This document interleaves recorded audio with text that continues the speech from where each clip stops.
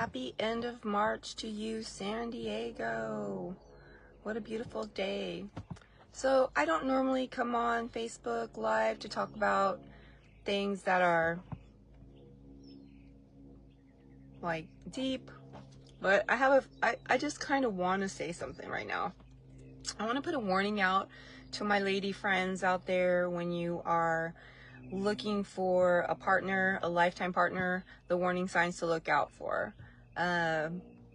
One, do they have their own place when you meet them? Or are they renting a room from somebody? Or when that person is ready to leave, then they move into somebody else's room because who knows why? Why are they in their late 50s not having their own spot? That's a warning sign number one.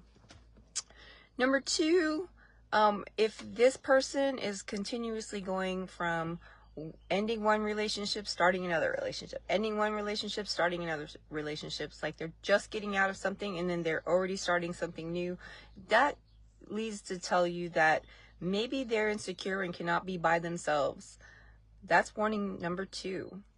Number three, they like to put all their business out on social media, constantly putting everything they are out on social media. That's another red flag that you should look at. And then some of the questions you should probably ask before you settle down with these people is asking them about a health history. You know, some people are out there, it's been told to me that there's some people out on this social media situation talking about body counts and babies' daddies and all that kind of stuff. When you're at our age, moving into a second relationship, if you've been married before and this is your second time getting into a serious relationship by being single for so long, that's me.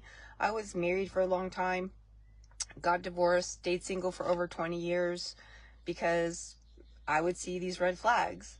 And, you know, during the year 2020 and all that, I kind of let my guard down, and now I am a victim of not paying attention to my own warning signs.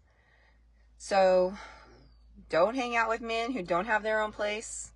It's a big thing. What is their credit score? You know, why are they not able to, at the age of 50 something years of age, why don't they have anything in their own, of their own? You know, they talk about it. Yes, I do have a lot of children, but you know what? I raised my children by myself. It doesn't matter if I have baby daddies or not, because I took care of my kids myself. I did what I need to do on my own. You know, I didn't get where I am with anybody's help but my own. So, and my kids have a pretty decent, you know, upbringing, and, you know, the majority of them have their own careers and their own families, and they're doing really, really well. So what it means, you know, babies, daddies, or body counts, so what? If you're in that relationship from that point forward, what was in the past has nothing to do with anything that you're growing upon. What you're growing upon is what you're growing upon. If you're going to bring what's coming up in the past always, then that's a problem.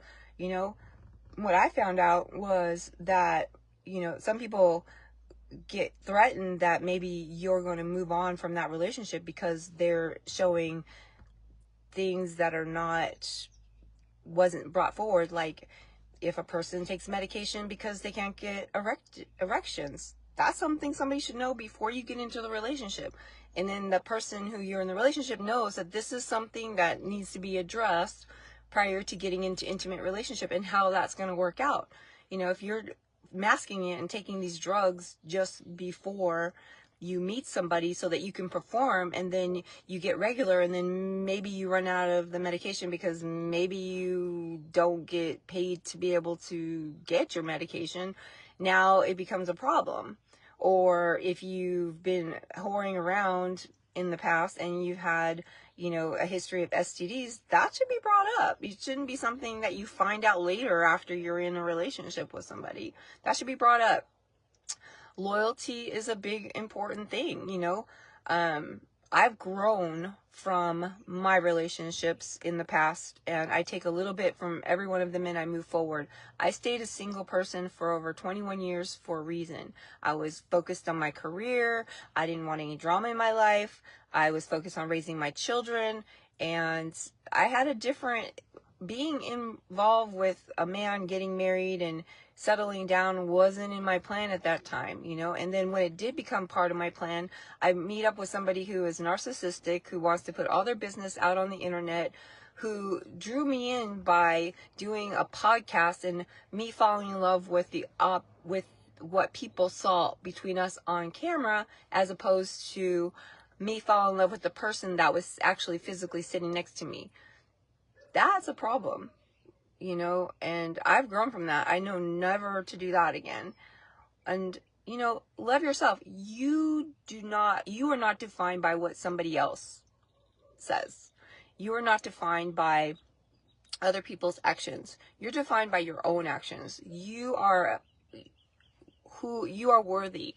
Women are worthy. We are worthy more than what men give us credit for. You know, being a strong woman, an alpha personality, it's hard for a lot of men to, you know, follow, you know, for me to be with, in the sense, because I do have a very strong personality and I have a set values. And if you can't bring it to the table on your own and be, figure yourself out, know your own self-worth, then I'm not trying to fix anybody. I don't want to support anybody either. These people who are coming into my life need to come correct and already supported. Have your own place, have your own situation, you know, have your own friends that are positive influences, not people that you just meet out at the bar, or, you know, try to be a producer and bring people into the city and then just have your money be wasted because you're depending upon, you know, people coming to a venue, etc.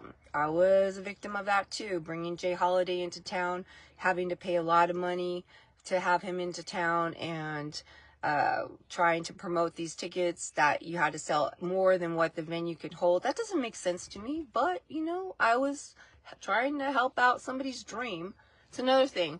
Be involved with people who are doers, not talkers. You know, I'm a doer. When I say something I'm going to do, I do it, or I work to the progression of being done. You know, putting out there that, oh, I'm a producer and I make things happen.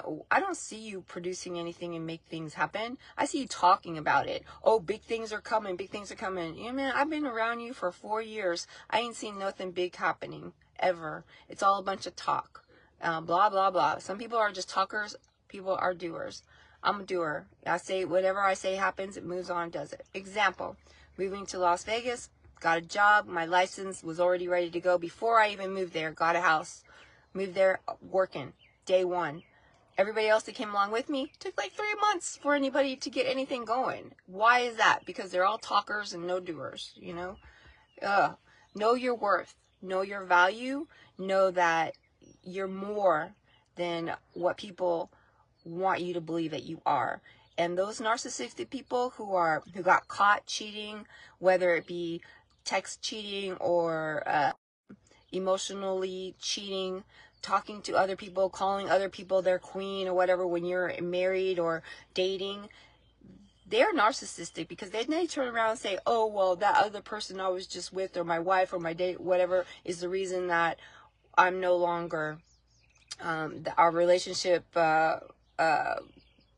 disintegrated, and look out for these warning signs and blah, blah, blah. It's like, you know what? You're your own warning sign. You know, don't push it off on somebody else.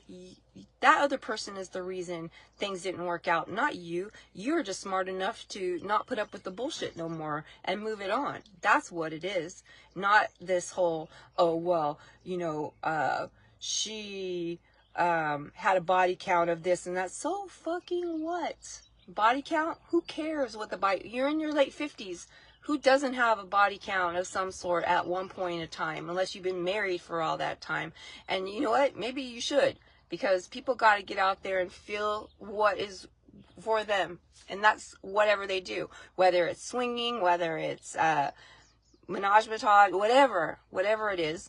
whatever floats their boat, so what? It doesn't affect your life. It doesn't affect what you do. It doesn't affect your income and your profession or anything like that, what people do outside in their life. If you choose to bring that into your life, that's only if it's said up front. If people are not honest with you up front, then that information is not going to come up front.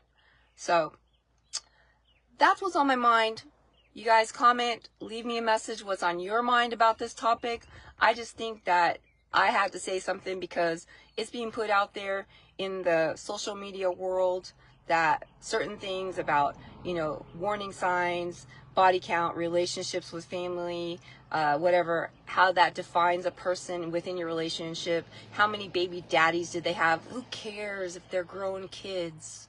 If the kids are grown adults and have their own children, who cares how many baby daddies they have? It doesn't mean that you made bad choices. You made good choices because you brought those children into the world to be better people, instead of killing them and having abortions and, being labeled as a baby killer or whatnot, I just don't get it. So I felt some kind of way when I was hearing this information and felt like I should put it out there in a positive from a woman's standpoint, a strong woman standpoint who has a degree, who's moving forward up the social ladder, and who is trying to make things happen. You got to have a good balance between your personal life, your business life, and your career and what calms you down. I just came from riding my horse, and having him in my life has been only a short time, and it's been the best thing that I've ever done,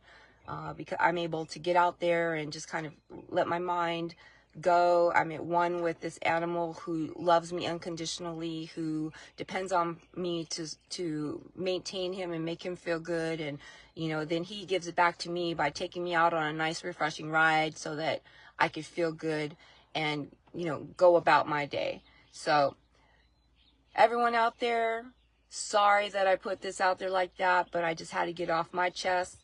And I hope y'all have a great day. It's the end of March. We're getting ready to move into April, and it looks like it's going to be a beautiful year.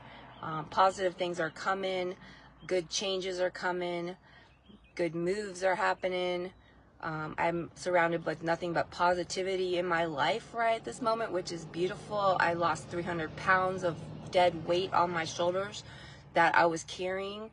Don't carry another person. Carry yourself. Don't let somebody take advantage of you. Love yourself. Look at the warning signs. If they can't support themselves, how can they support you? All right. Much love to y'all. Peace out. Mwah. Till we talk next time.